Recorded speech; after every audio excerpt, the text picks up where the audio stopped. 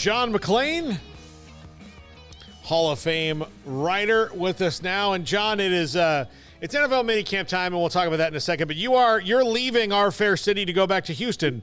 Hall of Fame stuff today? Yes, we did. We met over at the Texas Sports Hall of Fame.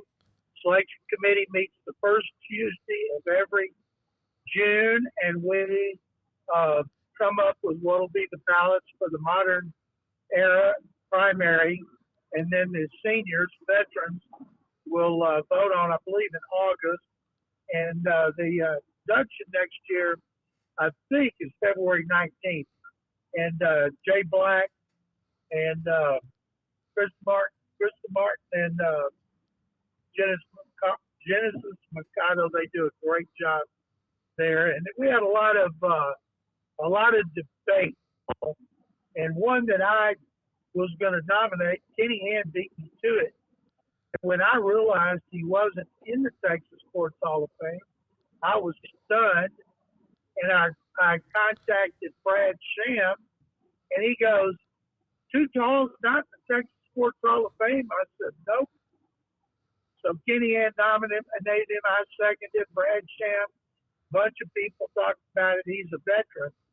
But I feel strongly, based on what everybody said today in favor of Ed Too Tall Jones, that he will be part of the class of 2024. I couldn't tell you another one for sure, Paul, that I believe will definitely be in, because there's so much competition with so many deserving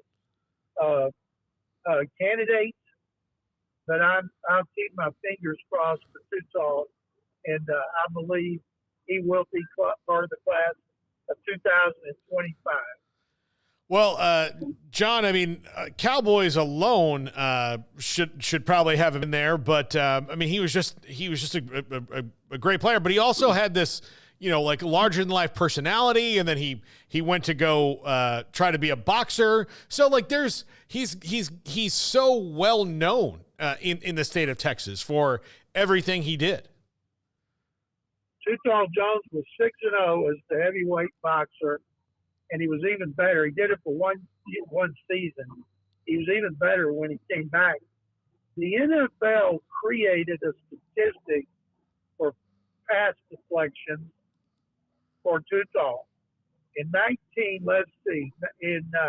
his number one overall pick, 74, and I believe in 1984, when he was 34, he had his career high of 13 sacks, and he knocked down 19 passes. I don't even know why people threw the ball over his side, on the tight end side. So that stat was created for him. He never missed a game. In 15 seasons, he never missed a game. When he retired, he played most games in history until Jason Witten broke it.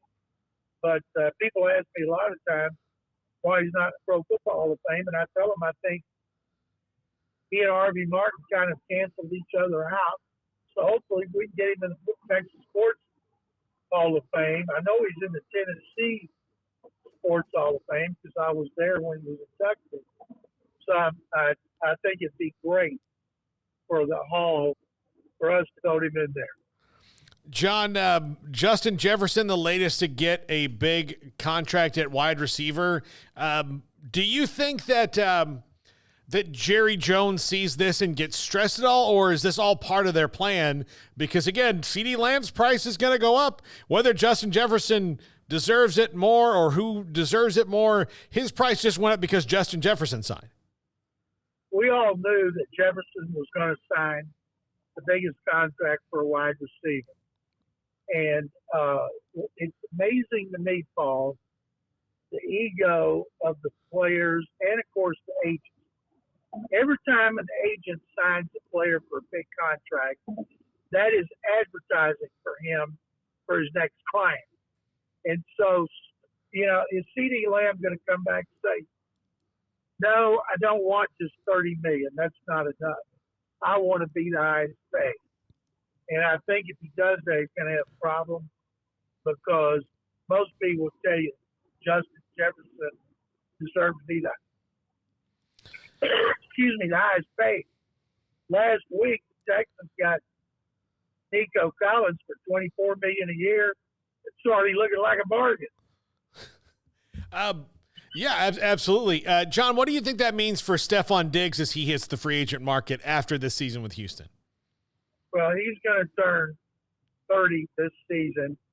So the next season, 2025, he'll sign with somebody, Paul, but he'll turn 31 in November. You don't see a lot of receivers contracts in a season in which they're going to turn 31, unless it's a short-term deal for like 2 years, and guys don't get big money when they sign 2-year deals. So I think Diggs will play his butt off, but what can't wait to see, I thought when they redid his contract, made it 1 year, it was smart because they get the very best out of it.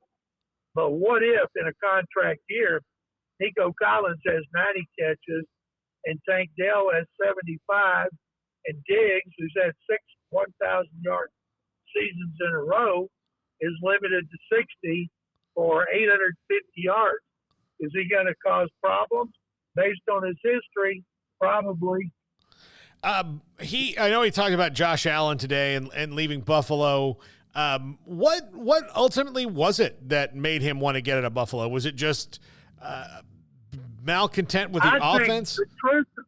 The truth is, Paul, I think it wasn't he wanting out of Buffalo. Buffalo had got tired of his antics. And he's not a bad guy. He's just very emotional. And today, if you got an emotional receiver, they're going to let you hear. They're going to let the world know on social media.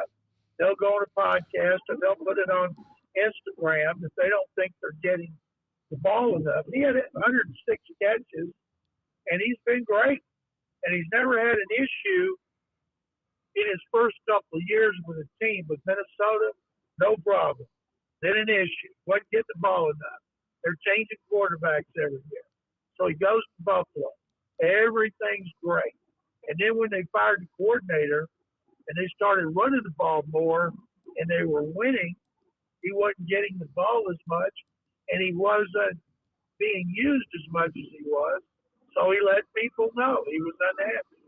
And one of the reasons the Texans, when they traded for him, redid his contract, which had 3 years left, to make him a free agent, I thought it was brilliant because he's not going to rock the boat. In a perfect world, he'll be the Texans' leading receiver. I believe this. If everything I believe comes true, Paul, I think Nico Collins will have the most yards, Stephon Diggs will have the most catches, and Tank Dell will have the highest average per catch. And maybe that'll keep all three of them satisfied. And then you throw Dalton Schultz in there too, and there's less balls to go around than maybe even Stephon realizes. Yeah, they want to run the ball better than last year, which is one reason they signed Joe Mixon. Joe Mixon had a 1,000-yard season. He had over 1,400 yards as a runner and receiver, and he also had 13 touchdowns. Joe Mixon over the last 4 years has averaged 12.3 touchdowns a year, so he's going to want the ball too. So you don't have two, but I'm guessing they better have some long drives with a lot of play. Two more questions for you, John. Treylon Burks is now the fourth wide receiver at best with the Titans after they signed Calvin Ridley and Tyler Boyd and still have DeAndre Hopkins. Do you see them, trading him maybe at some point? Because they also have Nick Westbrook-Akina there, and he's been very valuable. They're going to throw the ball a lot more with Brian Callahan than they did before, but the bottom line is he's been a bust so far. He has been, and some of it was caused by injuries. But as I say on my Nashville show, don't give up on him. Nico Collins was hurt. He didn't do anything for his first couple of years. Then he got a quarterback who could throw the ball, and an offensive coordinator calls passing plays, and all of a sudden Nico Collins making $24 million a year before his contract was up. So the same things can happen with Burke. Now, if you're going to trade for him, what what are they going to get for him? Hopkins, I'm not saying he's at the end of the road, but D-Hop is not what he used to be when he played here his first year in Arizona. Calvin Ridley is very inconsistent, drops a lot of passes. Tyler Boyd, he's fine. He played for their new coach, Brian Callahan. And so they do have a lot of weapons, but they drafted Burks in the first round for a reason out of Arkansas. So I'd give him one more season, and then I'd get rid of him for a seventh-round pick. What do you think about the Bears on Hard Knocks? Did they make the right choice? This is the most interest in the Bears since Buddy Ryan and Mike Ditka were there in 1985, and they won the Super Bowl. One of the most dominant teams in history.